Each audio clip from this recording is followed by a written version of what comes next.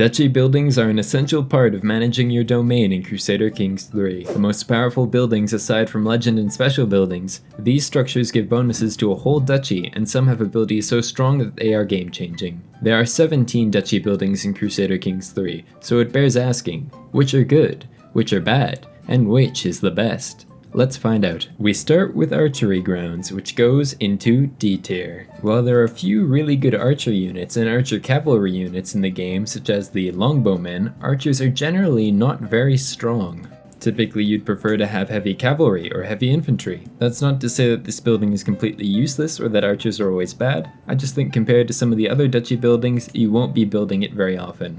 Next, Crown Smithies goes into B tier. I like Crown Smithies as I think the bonus damage and toughness is more useful in this instance than it is with the archery grounds. There are many extremely powerful heavy infantry unit variants in the game. Especially during the 867 start date, having a lot of heavy infantry can make a really big difference. The bonus quality towards artifact inspirations is also a nice thing. Overall, I just think it's almost always worth it to have better heavy infantry, where it's only situationally good to have much better archers. Next, we have Jousting Grounds, which goes into A tier.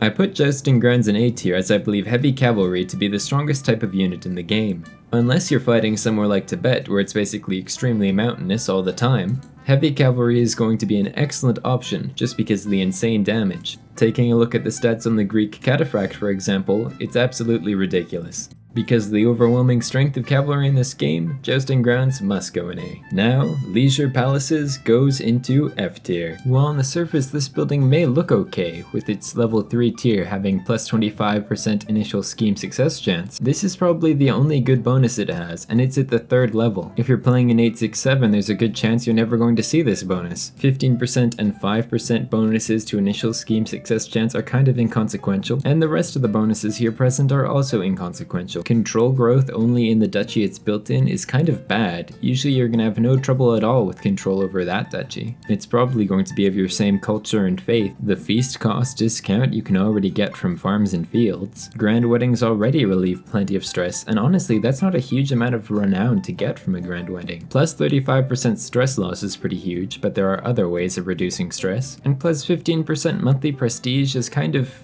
meh. If you could have this building when you were a tribal ruler, it'd be huge to have that much prestige, but honestly when you're already feudal or clan, you don't really need it for that much. There are far better ways to get prestige than wasting a duchy building on this. Next, Marches goes into E tier. This may seem strange, but the reason I think Marches goes into E tier is because I don't think fort level is usually that relevant. If your army isn't enough to defeat the enemy troops, then making the enemy wait a bit longer to siege your capital is kind of inconsequential. Why have a building that makes it take longer to siege down the capital when you could have a building that gives you a lot more levies or a much better army? By the time you have enough money to upgrade this building to level 3, you probably won't be that worried about fighting defensive wars anymore. The reason I put this building into E tier instead of F tier is because of its other bonus, plus 30% holding taxes in hills and mountains. This is massive. Tax offices, another duchy building dedicated to holding taxes, actually only gives you plus 30%. Tax offices can be pretty powerful, so this means that if you have a duchy that's all hills and mountains, then you can have just a very much better version of the tax offices.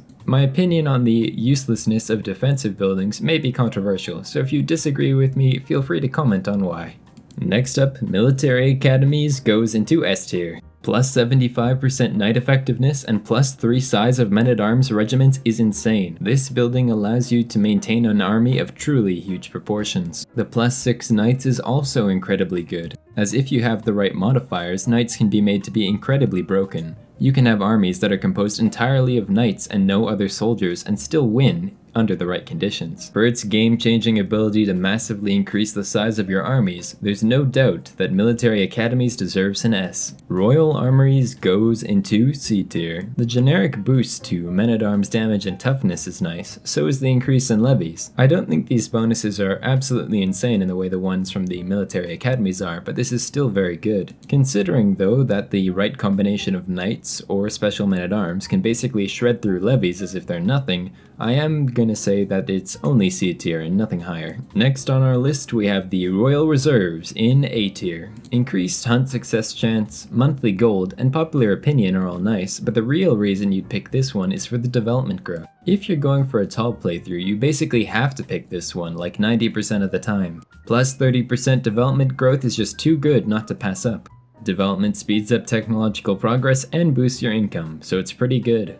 Siege Works goes into D tier. This building can be rather helpful in the late game when everyone's got a level 3 castle, and unless you've got bombards, things can take a while. 40% effectiveness at level 3 is a pretty generous modifier. If it were any less than that, I think I'd put it in E tier or F tier, but as it stands, I think this could be somewhat useful. Next is tax offices in B tier. While I basically always choose royal reserves over tax offices, if you're playing tall and have got some modifiers that make it so mercenaries are much cheaper, tax offices can be an incredible building. Simply having a lot of gold in Crusader Kings 3 can basically make you invulnerable, so I think the ranking of tax offices should reflect that.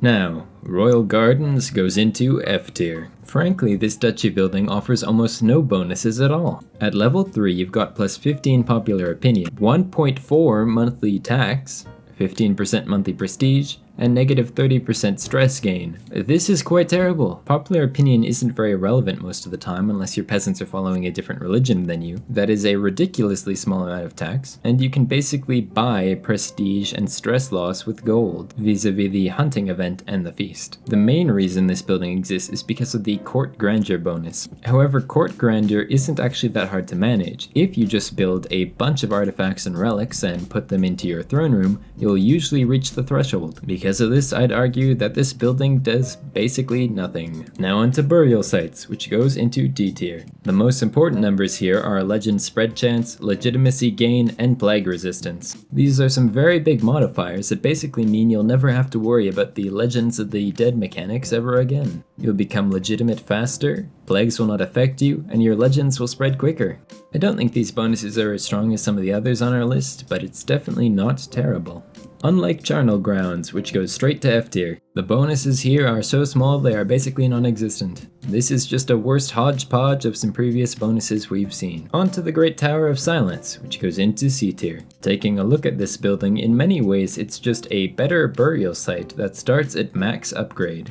Those zealot vassal tax contributions can be very good if you manage your vassals properly, and I think having more legitimacy gain rather than legend spread chance is actually better. Next we have the Great Megalith, which goes into D tier. This is a rather curious building in that it offers development growth, learning lifestyle experience, renown, and naval speed. I am a fan of these bonuses, but the reason that I put it into D tier is because unfortunately this building is not upgradable. Compared to some of the plus 30, 40, and 50% bonuses we've seen from other buildings, I've just have to rate those better. Weirdly enough, the regular megalith buildings, which can only be constructed in temple holdings, are actually a lot more powerful than this duchy building.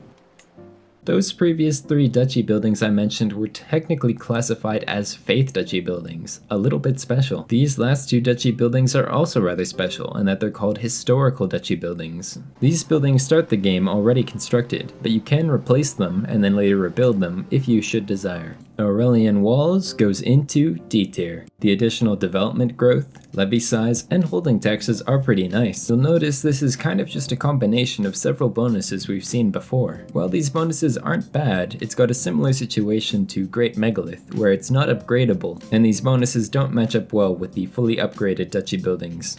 Lastly, a true monument. An incredible structure, the Theodosian Walls, in S tier. Absolutely amazing. This is just a much better Aurelian Walls. These bonuses are insane. Plus 20% development growth, plus 0.40 monthly development growth, plus 15% levy size, and plus 15% holding taxes, on top of plus 30% levy size and plus 30% holding taxes. This is insane. That's not even to mention the plus 10 flat monthly tax. We don't need any other fanfare. This is just flat out the best duchy building in the game. It's located right here in Constantinople, in Thrace. If you're playing a Christian or a Muslim empire, honestly I think that Thrace is the best place to have a capital on the map. Tall or wide, the bonuses of this duchy are incredible. The reason that I say only Christian or Islamic rulers is because the Hagia Sophia, which is in Constantinople, is only usable by Christians and Muslims. Another tier list complete. Like and subscribe. Thank you and bye!